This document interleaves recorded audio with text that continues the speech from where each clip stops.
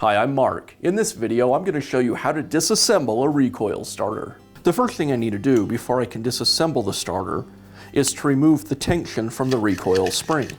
To do that, I'll pull a length of the rope out and tie a knot in the middle of it.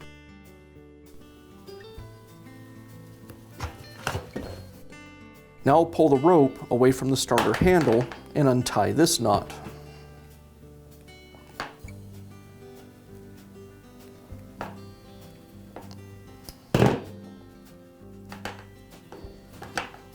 I'll remove the handle from the rope and untie the knot that I tied previously.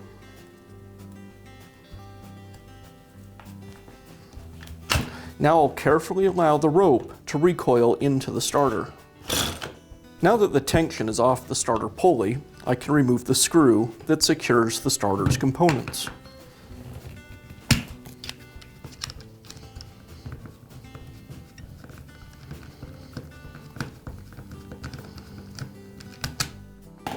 Now remove the hub,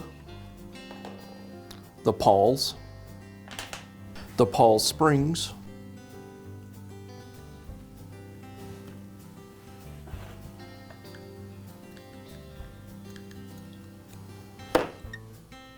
and now the pulley.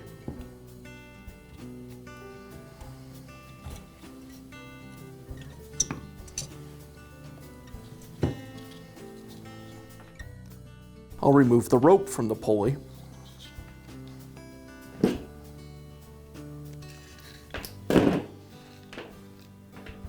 Now I can remove the spring from the pulley. The spring is still under some tension inside of the pulley, so I have to be careful as I remove it. With this starter, I'll need to pull the hook out of the pulley housing